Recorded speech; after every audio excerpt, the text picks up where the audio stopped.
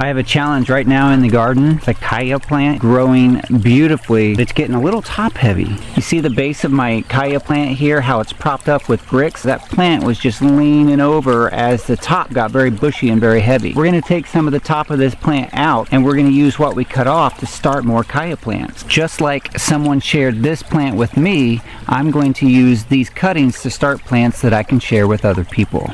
These two plants right here, these are two of the three Chaya plants that I cut off of that and got started with cuttings. They are doing beautifully. Look at all that new growth.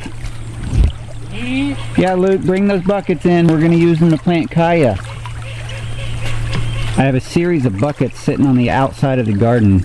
Those are buckets that were used to plant tomato plants a couple seasons ago. All those buckets have holes in the bottom for water drainage. I only have 5 buckets with soil in them. The soil looks pretty nice, so I don't think I'll have to amend it or add any extra.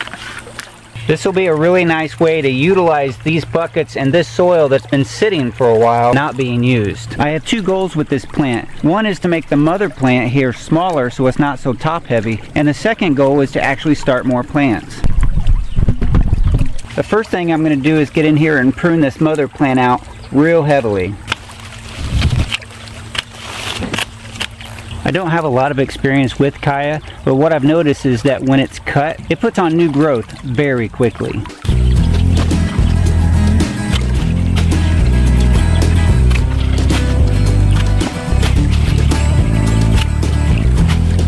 Now that looks pretty harsh. It does. What I think is going to happen, what I hope happens, is that it puts on lots of new growth and gets more bushy instead of tall.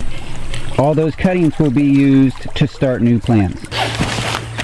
Just like when you start other plants from cuttings, you want to trim the leaves and the side branches off so that it's nice and clean to stick into the ground.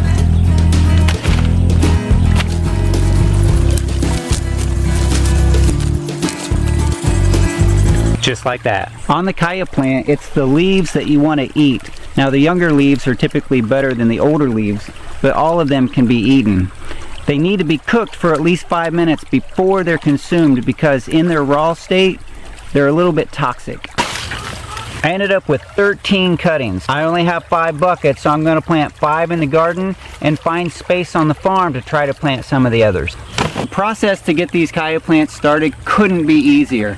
I just take a stick, this is an old croquet stick, little tapered end, and I poke a hole right down in the middle of this soil, choose one of my cuttings, and stick it in.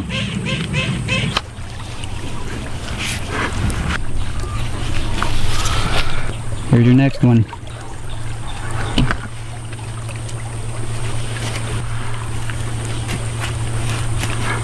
Good job, Luke. That's 5 planted. We're going to go around the farm and see if we can find other places where we'd like to grow Chaya. Okay, Luke, we're going to go over here on the swale berm. I think we can plant 2 of them right here on this side of that golden rain tree, and we'll plant 2 more on the other side of the golden rain tree.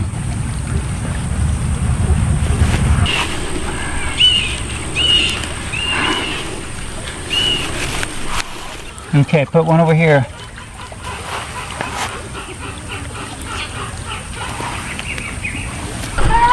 That's 4 planted on this berm, what I call the second berm. So we're going to go up by the mulch garden, up by the orchard, and we're going to plant a few more. How many do we have left? 4. 1, 2, 3. 4. 5. 5. Good, let's go. What are we doing? We're planting Chaya. This berm here is directly in front of my mulch garden, and my orchard is just over my left shoulder.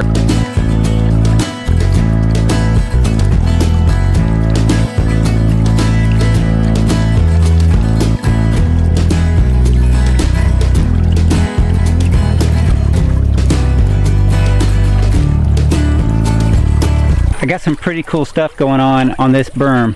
When I first put this berm together, I put 3 plum trees right on the front, closest to the mulch garden. Only 1 lived. Another one sprouted up on the back side, and I was getting ready to put another Chaya plant in. I'm pretty sure I have another baby plum coming up here. I'm not 100% sure, but I'm not going to mess with it because I'd like to see another tree come up there. I have 3 plants left and I'm not really sure where I want them, but the cool thing is that if I plant it and I don't want it, it'll send up lots of babies that I could cut off and start somewhere else, and I can take it out of that location if I choose. You know, I'm really not using this berm that I put on the back side of the orchard. I think we'll go ahead and put a few plants in there, just see what happens.